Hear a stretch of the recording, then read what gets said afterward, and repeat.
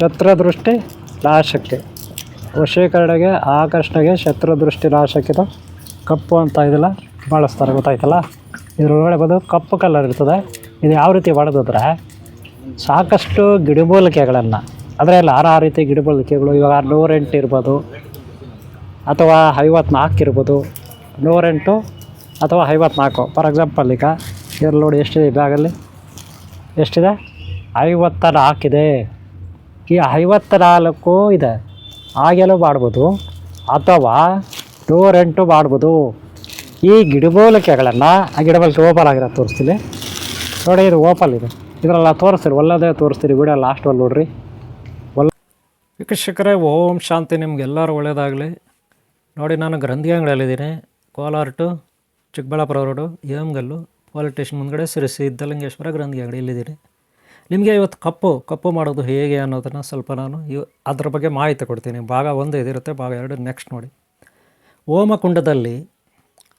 ಹೋಮಕುಂಡದಲ್ಲಿ ತೆಂಗಿನಕಾಯಿ, ಒಣ ಕೊಬ್ಬರಿ, ಹಾಗೆ ತುಪ್ಪ, ಹಾಗೆ 108 ಗಿಡಮೂಲಿಕೆಗಳು, ಅದಕ್ಕೂ ಮೇಲೆ ಇನ್ನೂ ಕೆಲವೊಂದು ದ್ರಾವಗಳನ್ನು ಹಾಕಿ, ಸುಗಂಧ ದ್ರವಗಳನ್ನು ಹಾಕಿ ಹೋಮಕುಂಡದಲ್ಲಿ ಮಾಡಿರ್ತಕ್ಕಂಥ ಒಂದು ಒಣಕೊಬ್ಬರಿ ಇತ್ಯಾದಿ ಹಾಕಿ ಸುಟ್ಟು ಮಾಡಿರ್ತಕ್ಕಂಥ, ಹೋಮಕುಂಡದಲ್ಲಿ ಮಾಡಿರ್ತಕ್ಕಂಥ ಒಂದು ಪೇಸ್ಟ್. ಆ ಪೇಸ್ಟ್ನ ನಾವು ಕಪ್ಪು ಅಂತೀವಿ. ಅಂಜನ ನೀವು ಅಂತಿರಲ್ಲ, ಅಂಜನ, ಹಾಗೆ ಅರ್ಕಜನ ಇತ್ಯಾದಿ. ಅದೇ ರೀತಿ ಇದು ಕೂಡ ಕಪ್ಪು ಅನ್ನೋದು ಒಂದು ಪೇಸ್ಟು. ಆ ಪೇಸ್ಟ್ ಕಪ್ಪು ಅಂದರೆ ಒಂದು ತೆಂಗಿನಕಾಯಿ ಚಿಪ್ಪೊಳಗಡೆ ಅದನ್ನು ಒಳಗಡೆ ಬಳ್ದಿರ್ತಾರೆ. ಇದು ಡ್ರೈ ಆಗಿರುತ್ತೆ. ಒಳಗಡೆ ಇದೆ ಕಪ್ಪನ್ನು ನಾನು ಆಮೇಲೆ ನೀಟಾಗಿ ತೋರಿಸ್ತೀನಿ. ಇದಕ್ಕೆ ತುಪ್ಪ ಹಾಕಿದ್ರೆ ಸ್ವಲ್ಪ ಅದು ಮೆತ್ತಗೆ ಆಗುತ್ತೆ. ಆವಾಗ ಕೈನಲ್ಲಿ ಅದನ್ನ ಇಟ್ಕೊಂಡು ಹಣೆಗೆ ಇಟ್ಕೊಬೋದು, ಮಕ್ಕಳಿಗೆ ಹಣೆಗೆ ಇಡ್ಬೋದು, ನೀವು ಹಣೆಗೆ ಇಟ್ಕೊಬೋದು ಇತ್ಯಾದಿ. ದೇವರ ಮೂರ್ತಿಗಳು ಕೂಡ ನೀವು ಇದನ್ನು ಇಟ್ಕೋಬೋದು. ಗೊತ್ತಾಯ್ತಲ್ಲ. ವಶೀಕರಣಕ್ಕೆ, ಆಕರ್ಷಣೆಗೆ ಇದನ್ನು ಯೂಸ್ ಮಾಡಲಾಗುತ್ತೆ. ನೋಡಿ, ಗಿಡಮೂಲಿಕೆಗಳ ಬ್ಯಾಗಿದು. ವಶೀಕರಣ, ಆಕರ್ಷಣೆಗೆ, ಹಾಗೆ ಅಭಿವೃದ್ಧಿಗೆ, ಶತ್ರುದೃಷ್ಟಿ ನಾಶಕ್ಕೆ ಈ ಗಿಡಮೂಲಿಕೆಗಳಿಂದ ಮಾಡಲಾಗುತ್ತೆ. ನೋಡಿ, ಈ ಬ್ಯಾಗಲ್ಲಿ ಗಿಡಮೂಲಿಕೆಗಳು ಇರುತ್ತೆ, 54 ಗಿಡಮೂಲಿಕೆಗಳು. ಹಾಗೆ ನೀವು 108 ಕೂಡ ಹಾಕ್ಕೋಬೋದು. ಗೊತ್ತಾಯ್ತಲ್ಲ. ಇದೆಲ್ಲ ಈ ವಿಡಿಯೋನ ಲಾಸ್ಟ್ವರೆಗೆ ನೋಡಿ. ಗಿಡಮೂಲಿಕೆಗಳೆಲ್ಲ ನಿಮ್ಗೆ ವಿವರವಾಗಿ ನಾನು ತೋರಿಸ್ತೀನಿ. ಲಾಸ್ಟ್ವರೆಗೆ ನೋಡಿ ಈ ವಿಡಿಯೋನ, ಹೇಗೆ ಕಪ್ಪು ಮಾಡೋದು ಅನ್ನೋದು ನಿಮಗೊಂದು ಐಡಿಯಾ ಬರುತ್ತೆ. ಓಕೆನಾ. ಹೋಮ ನೋಡಿದಿರ, ಎಲ್ಲೋ ಒಂದು ಯಾರೋ ಒಂದು ಹೋಮ ಮಾಡ್ತಾರೆ, ಹೋಮದ ಕುಂಡ ನೀವು ನೋಡ್ತೀರಲ್ಲ, ಅಲ್ಲಿ ಹೋಗ್ಬಿಟ್ಟು ಗಿಡಮೂಲಿಕೆಗಳಿದೆಯಲ್ಲ, ಈ ಗಿಡಮೂಲಿಕೆಗಳು ತೊಗೋಬೇಕು. ಇದರಲ್ಲಿ 54 ತೊಗೊಳ್ಳಿ, ಇಲ್ಲ 108 ತೊಗೊಳ್ಳಿ, ಅದು ನಿಮ್ಮಿಷ್ಟ. ಈ ಒಟ್ಟಾರೆ ಗಿಡಮೂಲಿಕೆಗಳು ಸಪ್ರೇಟ್ ತೋರಿಸ್ತೀರಿ. ವಿಡಿಯೋ ಲಾಸ್ಟ್ವರೆಗೆ ನೋಡ್ರಿ. ಕಪ್ಪು ಹೇಗೆ ಮಾಡೋದು ಅಂತ. ಕಪ್ಪು ಅಂದರೆ ನೀವು ಕಾಟಿಗೆ ಥರ ಇರುತ್ತೆ, ಎಲ್ಲೋ ಕಾಟಿಗೆ ಥರ ಇರುತ್ತೆ. ಅಲ್ಲಿ ನೋಡ್ತೀರಿ, ಇದು ಓಪಲ್ ಮಾಡ್ತೀರಿ. ಇದೀಗ ಓಪಲ್ ಮಾಡ್ತೀನಿ. ಕಾಟಿಗೆ ಥರ ಇರುತ್ತೆ, ಅದೇನೋ ಬೇರೆ ಏನಿರಲ್ಲ. ಆದರೆ ಇದು ವಿಗ್ರಹಗಳಿಗೆ ಇಡ್ತಾರೆ. ಎಲ್ಲಿ ವಿಗ್ರಹಗಳು ಬರುತ್ತಲ್ಲ ಅಲ್ಲಿಡ್ತಾರೆ, ಮಕ್ಕಳಿಗೆ ಇಡ್ತಾರೆ. ಮತ್ತು ದೊಡ್ಡವರು, ಮಾಂತ್ರಿಕರು, ಯಾರು ಗುರುಗಳು, ಅವರು ಮಠದವ್ರು ಇರ್ಬೋದು, ದರ್ಗಾದವ್ರು ಇರ್ಬೋದು. ದರ್ಗಾದವ್ರು ನೀವು ನೋಡಿರ್ಬೇಕು. ಮುಸ್ಲಿಮ್ಸ್ ಏನು ಮಾಡ್ತಾರಂದ್ರೆ, ಅವ್ರ ಮಕ್ಕಳಿಗೆಲ್ಲ, ಅವ್ರ ಮನೆಗಳಲ್ಲೆಲ್ಲ ಒಂಥರ ಕಪ್ಪುದ ಕಾಟಿಗೆನೇ ಇಡೋದು. ಆದರೆ ನೀವು ಅರ್ಕಜನ ನೋಡಿದ್ದೀರಿ ನಾನು ಹಿಂದಿನ ವಿಡಿಯೋಗಳಲ್ಲಿ, ಅದರಲ್ಲೂ ಕೂಡ ಅದೇ ಥರ ಇರುತ್ತೆ ಕಪ್ಪು ಅಂತ. ಆದರೆ ಕಪ್ಪುಗೆ ಯಾಕೆ ಅಷ್ಟು ಮಹತ್ವ? ಅದರ ನೋಡಿ ಏನಿಲ್ಲ, ಕಪ್ಪು ಇದೆ, ಕಾಣಿಸ್ತಲ್ಲ, ಏನಿದೆ? ಚಿಪ್ಪಿದೆ ಅಲ್ವಾ, ತೆಂಗಿನಕಾಯಿ ಚಿಪ್ಪು, ಕಪ್ಪು. ಓಕೆ, ಈ ಕಪ್ಪು ಗಿಡಮೂಲಿಕೆಗಳು 108 ಗಿಡಮೂಲಿಕೆಗಳು. ಇದು ನೋಡ್ರಿ, ಬೆರಳಲ್ಲಿ ಹಿಂಗಂದ್ರೆ ನೋಡ್ಕೊಳ್ಳಿ, ಇಲ್ಲಿ ನೋಡಿ, ಬೆರಳಲ್ಲಿ ಹಿಂಗಂದ್ರೆ ಬರುತ್ತೆ. ಇದಕ್ಕೆ ಎಣ್ಣೆ ಅಥವಾ ತುಪ್ಪವನ್ನು ಸ್ವಲ್ಪ ಹಾಕ್ಕೊಂಡು ಹಾಗೆ ಅಂದರೆ ನಿಮಗೆ ಅದು ನೀಟಾಗಿ ಬರುತ್ತೆ. ಆಮೇಲೆ ಹಣೆಗೆಲ್ಲ ಇಟ್ಕೋಬೋದು. ಗೊತ್ತಾಯ್ತಲ್ಲ. ಮನೆಯಲ್ಲಿ ಪೂಜೆ ಮಾಡಲಿಕ್ಕೆ, ಎಲ್ಲಿ ದೇವ್ರ ಮನೆಯಲ್ಲಿ, ಗೊತ್ತಾಯ್ತಲ್ಲ. ಏನಾದರೂ ಮಂತ್ರ ಸಿದ್ಧಿ ಮಾಡ್ಬೇಕಾದ್ರೆ ಅಲ್ಲಿ ಈ ಕಪ್ಪೆಲ್ಲ ಯೂಸ್ ಮಾಡ್ತಾರೆ. ಗೊತ್ತಾಯ್ತಲ್ಲ. ಮತ್ತು ಇದು ಏನೆಲ್ಲಿ ಮಾಡೋದು ಅಂದರೆ, ಇಲ್ಲಿ ನೋಡಿ, ಇದೆಲ್ಲಿ ಗೊತ್ತಾ? ಇದು ತೆಂಗಿನಕಾಯಿ, ಇದು ಗೊತ್ತಲ್ಲ, ತೆಂಗಿನಕಾಯಿ. ಇದು ಎಲ್ಲೆಲ್ಲಿ ಬರುತ್ತೆ? ಒಣಗಿರೋ ತೆಂಗಿನಕಾಯಿ ಇದು ತೊಗೋಬೇಕು. ಒಣಗಿರೋ ತೆಂಗಿನಕಾಯಿ ತೊಗೊಬಿಟ್ಟು ಈ ಗಿಡಮೂಲಿಕೆಗಳಿದೆಯಲ್ಲ ಇದು ತೊಗೋಬೇಕು. ಇದು ತೊಗೊಬಿಟ್ಟು ಎಲ್ಲ ಹೋಗಬೇಕು? ಹೋಮ ಮಾಡ್ತಾರಲ್ಲ ನೋಡಿ, ಇದು ಒಂದು ಟೈಪ್ ಗಿಡಮೂಲಿಕೆ, ಇದು ಇನ್ನೊಂದು ಟೈಪ್ ಗಿಡಮೂಲಿಕೆ. ಗೊತ್ತಾಯ್ತಲ್ಲ. ಇದೆಲ್ಲ ಒಂದೊಂದು ಗಿಡಮೂಲಿಕೆಯಲ್ಲೂ ಬೇರೆ ಬೇರೆ ಇರುತ್ತೆ. ಆಮೇಲೆ ಎಕ್ಸ್ಪ್ಲೈನ್ ಬೇಡ. ಫಸ್ಟ್ ದೊಡ್ಡದಾಗ ನೋಡ್ಕೊಬಿಡಿ. ಎಲ್ಲ ದೊಡ್ಡದಾಗ ನೋಡ್ಕೊಬಿಡಿ. ಆಮೇಲೆ ನೋಡಿ, ಇದು ನೋಡಿ ಚಕ್ಕೆಗಳಿದೆ. ಇದರಲ್ಲಿ ಏನೇನೋ ನೀವು ದೇವಭೂತಾಳೆ ಅಂತೀರಲ್ಲ, ರಕ್ತಭೂತಾಳೆ, ದೇವಭೂತಾಳೆ ಚಕ್ಕೆಗಳಿರುತ್ತೆ. ಓಕೆನಾ. ಅದು ಬಿಟ್ಟರೆ ಅಲ್ಲಿ ನೋಡ್ರಿ, ಇದು ಕೂಡ ಬಿಳಿ ಭೂತಾಳೆಲ್ಲ ಬರುತ್ತಲ್ಲ, ಬಿಳಿ ಭೂತಾಳೆ, ಅದು ಕೂಡ ಚಕ್ಕೆಗಳಿರುತ್ತೆ. ಅವನ ಅಂತೀರಲ್ಲ ನೀವು, ಅವನ ಅಂದ್ರೇನು? ನಾನಾ ರೀತಿಯ. ಮತ್ತು ಕಾಯಿಗಳು ಗೊತ್ತಲ್ಲ, ಕಾಯಿಗಳೆಲ್ಲ ಬರುತ್ತಲ್ಲ, ಇದು ಕಾಯಿಗಳೆಲ್ಲ ಇರುತ್ತೆ. ಓಕೆಲ್ಲ, ಅದು ಬಿಟ್ಟರೆ ಇಲ್ಲ ನೀವು ರೆಂಬೆ ಕೊಂಬೆ ಗೊತ್ತಲ್ಲ, ಕಡ್ಡಿ ಇವೆಲ್ಲ ನೋಡಿದ್ರಲ್ಲ, ಇದು ಇರುತ್ತೆ. ಓಕೆನಾ, ಇದೇ ರೀತಿ ವೆರೈಟಿ ಇರ್ತದೆ. ಇದೆಲ್ಲ ವೆರೈಟಿ ಬೇರೆ ಬೇರೆ ನೋಡಿ. ಇದು ಕೂಡ ಬೇರೆ ಕಾಯಿಗಳಿರುತ್ತೆ, ಇದು ಕೂಡ ಬೇರೆ ಕಾಯಿಗಳಿರುತ್ತೆ. ಓಕೆಲ್ಲ, ಆಮೇಲೆ ಇದೊಂದು ಮತ್ತು ಚಕ್ಕೆ ಅವರವಳು. ಓಕೆಲ್ಲ, ಇದಾಯಿತು. ಈಗ ನೀವು ನೋಡ್ತಾ ಇದ್ರೆ ಟೋಟಲಾಗಿ ಎಷ್ಟು ಹೇಳಿದ್ರೆ 54. ಎಷ್ಟು 54 ಇರುತ್ತೆ. ಇದರಲ್ಲಿ ನೀವು 108 ಕೂಡ ಹಾಕೋಬೋದು, ಬೇರೆ 108 ಹಾಕೋಬೋದು. ಆದರೆ ಅದ್ರ ಜೊತೆಗೆ ಈ ಗಿಡಮೂಲಿಕೆಗಳ ಜೊತೆಗೆ ಕೊಬ್ಬರಿ ಇದೆಲ್ಲ ಒಣಕೊಬ್ಬರಿ ಇದೆಲ್ಲ ಎಲ್ಲಿ ಮಾಡಬೇಕು, ತೊಗೋಬೇಕಾಗುತ್ತೆ. ಈ ಗಿಡಮೂಲಿಕೆಗಳು, ಈ ಒಣಕೊಬ್ಬರಿ ಇದೆಲ್ಲ ತೊಗೋಬೇಕು.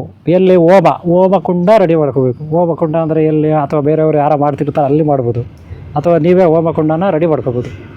ಏನೋ ಇಟ್ಟಿಗೆಗಳು ಇಟ್ಬಿಟ್ಟು ಮಾಡ್ಕೊಳ್ಳೋಂಥದ್ದು. ಓಕೆನಾ, ಆಮೇಲೆ ಕೆಲವೊಂದು ಯಾರು ಸಿದ್ಧಿ ಮಾಡ್ಕೊಂಡಿರ್ತಾರೆ ಬೀಜಾಕ್ಷರ ಮಂತ್ರ, ಯಾವುದೋ ಒಂದು ದೇವರು ಅಂದರೆ ಏನು, ಈಗ ಲಕ್ಷ್ಮೀ ನರಸಿಂಹ, ಯೋಗ ನರಸಿಂಹ ಇತ್ಯಾದಿ, ಅಥವಾ ಶಿವ ಪಾರ್ವತಿ ಇತ್ಯಾದಿ ದೇವತೆಗಳ ಸಿದ್ಧಿಗಳಲ್ಲಿ ಯಾರು ಮಾಡ್ಕೊಂಡಿರ್ತಾರೆ ಅವರು ಏನು ಮಾಡಬೇಕು, ಗುರುಗಳಾದವರು, ಎಲ್ಲರೂ ಕೊಡೋಕ್ಕಾಗಲ್ಲ, ಗುರುಗಳಾದವರು ಯಾರು ಸಿದ್ಧಿ ಮಾಡ್ಕೊಂಡಿರ್ತಾರೆ, ಯೋಗ್ಯ ಗುರುಗಳು, ಅವ್ರೇನು ಮಾಡ್ತಾರೆ, ಹೋಮ ಕುಂಡ ರೆಡಿ ಮಾಡಿಕೊಂಡು ಜೊತೆಗೆ ತುಪ್ಪ ತಗೋಬೇಕು.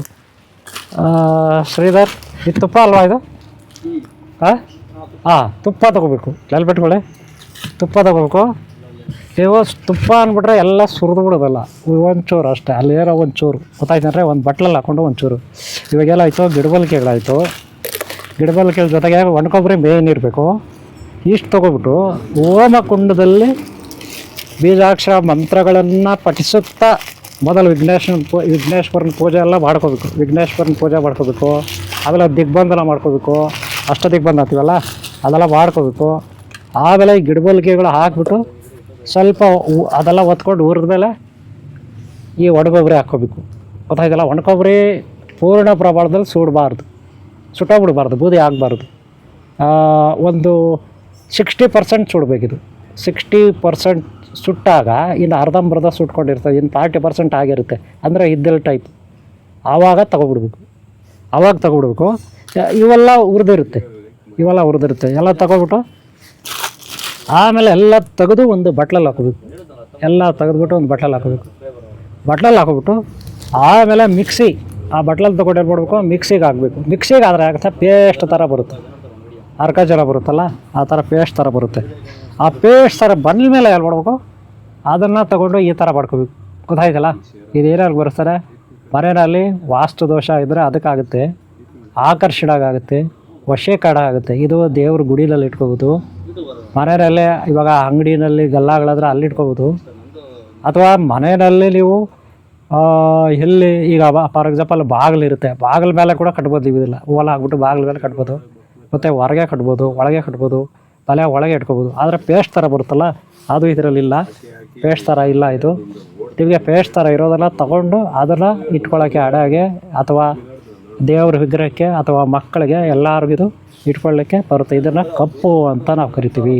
ನೆಲ್ಬಿಟ್ಕೊಳ್ಳಿ, ಕಪ್ಪು ಅಂತ ಕರೋ ಉದ್ದೇಶ ಏನಂದರೆ ಶತ್ರುದೃಷ್ಟಿ ನಿವಾರಣೆಗೆ ಒಂದು, ಆಕರ್ಷಣೆಗೆ ಒಂದು, ಗೊತ್ತಾಯ್ತಲ್ಲ, ವಶೀಕರಣಕ್ಕೆ ಜನಾಕರ್ಷಣೆಗೆ ಒಂದು, ಗೊತ್ತಾಯ್ತಲ್ಲ.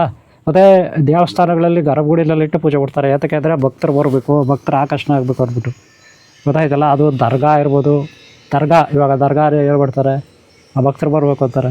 ಅಲ್ಲಿರೋ ದರ್ಗಾ ದೇವಸ್ಥಾನ ಗುಡಿಗಳು ಇರ್ತದೆ, ಅಲ್ಲಿ ಕೂಡ ಭಕ್ತರು ಬರ್ಬೇಕಂತಾರೆ. ಗೊತ್ತಾಯ್ತಲ್ಲ.